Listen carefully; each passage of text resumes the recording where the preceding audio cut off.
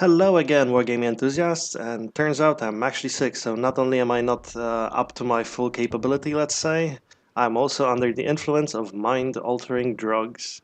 So if I do anything particularly dumb, that's probably why. On the other hand, I sometimes do particularly dumb things just on my very own, so who knows? It might be just a particularly bad example of what I normally do. Alright, so in our most recent turn, we did mostly nothing. We're redeploying our troops over there.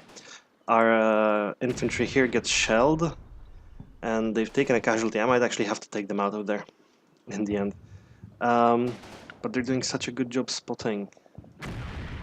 For instance, if it wasn't for them, no, we would still see that. So maybe we should keep them.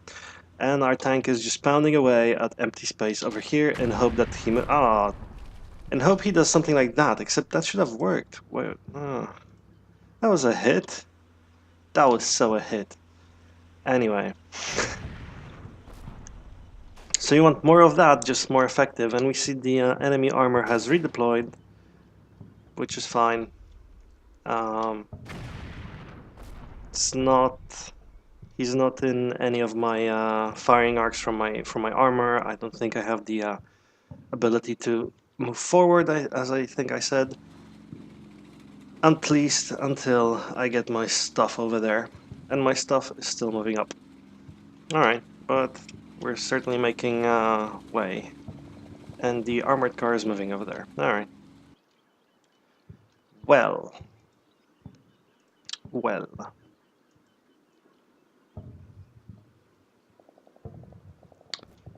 Well. So I guess I will move you guys out.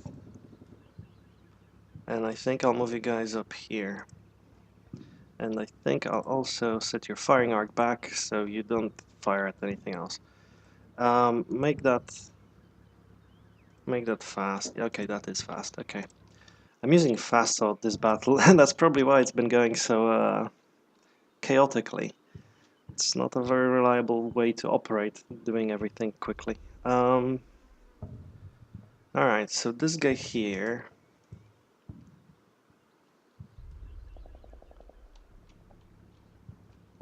is not in the best position in that... oh, sorry. In that he's not able to see anything through there. Because of the tree line. On the other hand, I don't think I should really move him anywhere.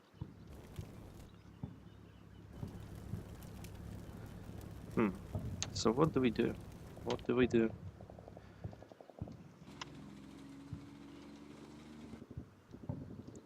Let's check out this infantry, actually. So you guys got here. Can't really see much. And I didn't mean for you to do that. So get your arc back on. So we see some enemy headquarters running back. We see some infantry on a tank.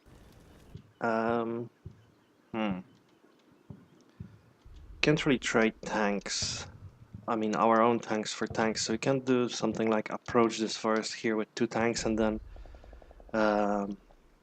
have them both emerge and attack the tank in the back. Because that would mean, I mean, if we take out the enemy tank and lose a tank, then we're not really ahead in any significant way.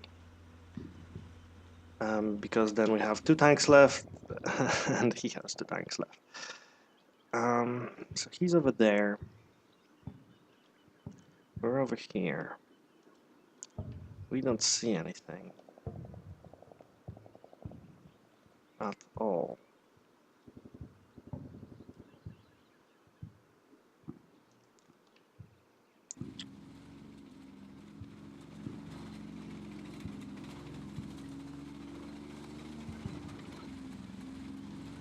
Well, the screw is back up, so let's have it... let's have it just move here on normal time. If they get noticed, that's too bad, but they probably shouldn't get noticed. Okay, you guys continue hunting this direction. I think I told you to already. So what's up? Alright. And you guys are spotting in this direction and you don't really see anything. Because hills. So how about you guys just go back here.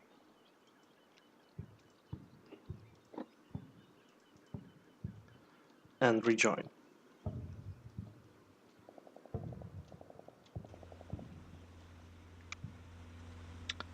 Now I can't figure out this tank situation, to be honest. I just don't see what I should do. There is, I just don't see an angle of attack that would be suitable for this. Let's have you stop shooting. Because you're really getting light on ammo there. Where could he attempt to move? So he has a line of sight on anything here. This guy will have a line of sight on anything going from over here. And this guy will see anything going these directions here.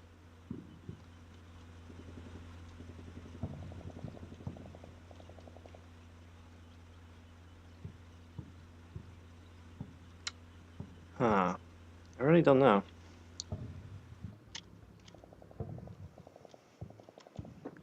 So basically what I'm thinking, if I eliminate the enemy tanks, then the battle is mine. I can deal with half tracks, anything like that, even if I have just one tank left over. Obviously I'd prefer to have more tanks left over, then I could just fire away the infantry, do things like that. But it doesn't look like it's going to happen. It's not going to be easy. So I need to prepare these situations in a way that really minimizes losses. So I need to divide and conquer, basically. And the point is, how do I do that?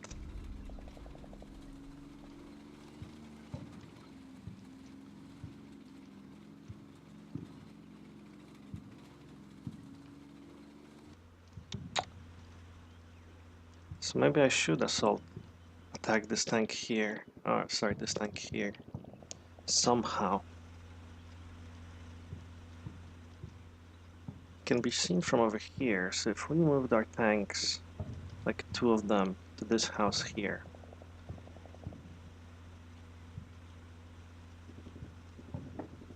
I'm pretty sure there's nothing else out there that could hamper us. So if we did move out there,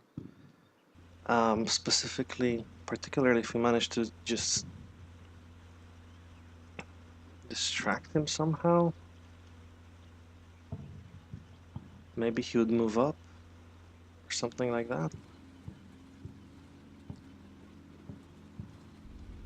So what if we took this tank out and our newly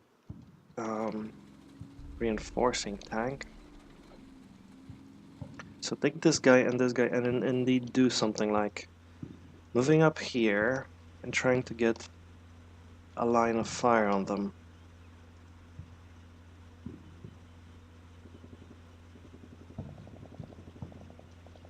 For instance, just move in from both sides of the same house. We're clear from the wings, right? Because we know that. So move out from both sides of the house and attempt to fire. Question is whether both sides of the house will be clear simultaneously. Maybe we should just approach from just one side with two tanks and do that. Problem is that can still lead to losses. And if we lose two tanks, then we're screwed. If we lose just one, we're not better off. If we manage to kill both, though.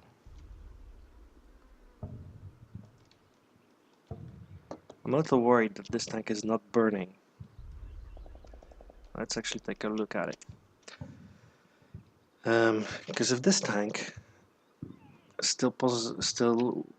will still be brought back to life, I mean, it's just a case that the crew has escaped and nothing else is really wrong with it, then we don't have 3 tanks to contend with, we have 4 tanks. That's why I wanted to shoot at it in the first place. And that's its crew, I think.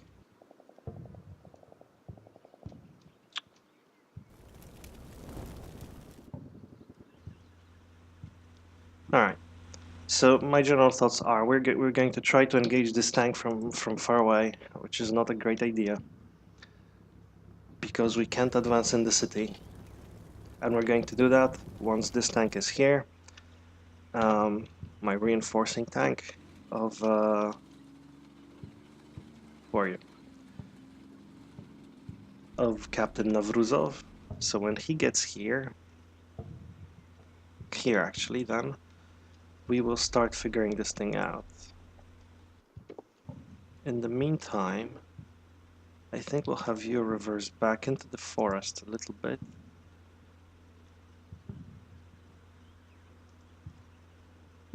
Just in case that gives you a slightly better shot at anything there.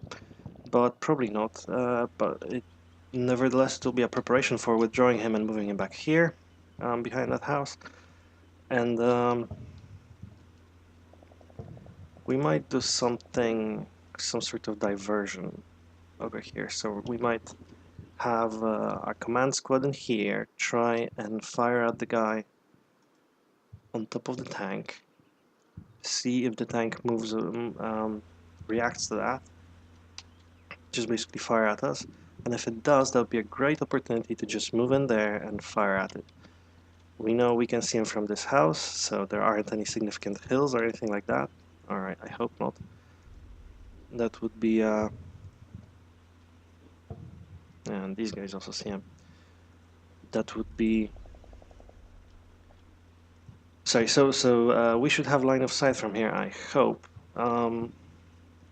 At least I think so. If there's a hill here, we might not be able to shoot from tanks. We just have the ability to spot from further up. We can actually try and inspect the ground for that. If we can just get the camera to work, thank you. So where are we?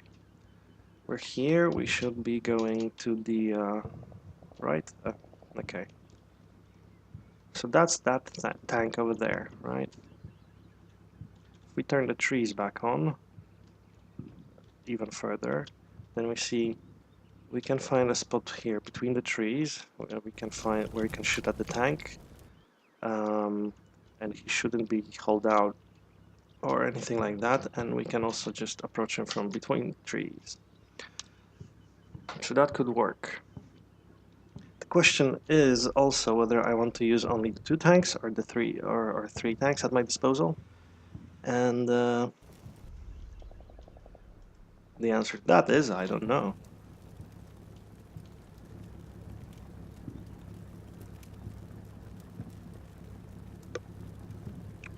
Because this tank here, actually this tank here might not be as valuable as this tank here. So we maybe should leave this guy here to secure the middle of the town. Well, we should withdraw this tank here back. Oh, we only have veteran tanks left. Good job. Although I sometimes feel it's the quality that matters. It's the quantity that matters, not the quality with these Russian tanks. But nevertheless, if I'm going to have only one of the... I mean, if I'm going to have one green tank or one veteran tank, I obviously prefer the veteran tank, so it's better to have just veteran tanks remaining than other ones. Alright.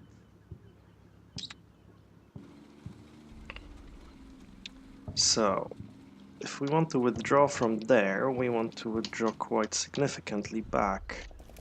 So, yeah. Let's move you out here.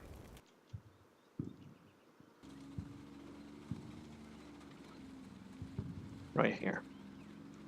And then let's move you...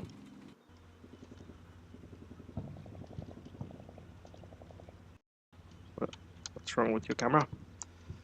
And then let's move you out here and out here.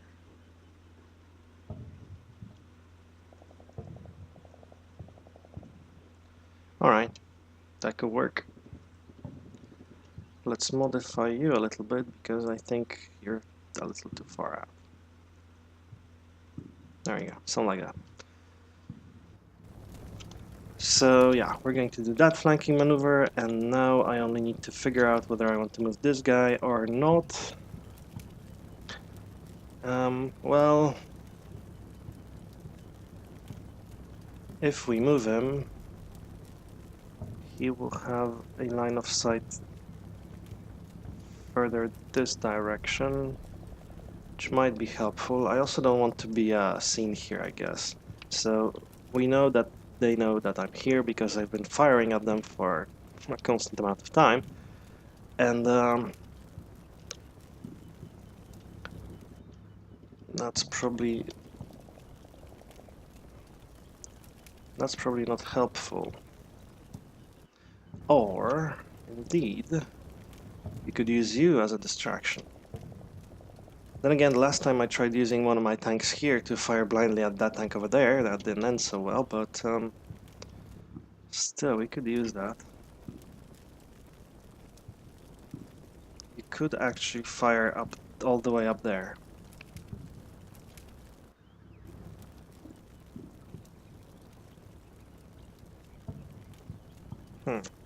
Alright.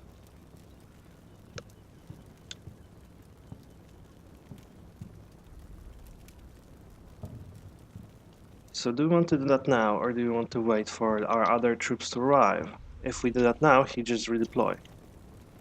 But if he redeploys, we should see where he goes. And if he does, we should nevertheless be able to deploy here and have this flank. Although what would that give us? We'll just have a flank. So I guess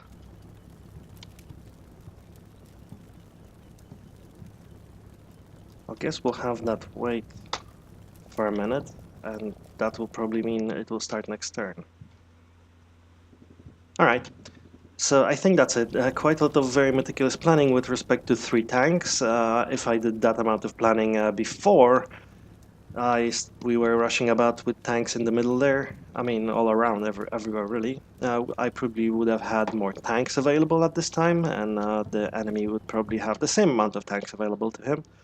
So, yeah, this is my promise to play more carefully for the rest of the game, or at least I hope I will. Yeah, so I think that's it. See you guys next turn.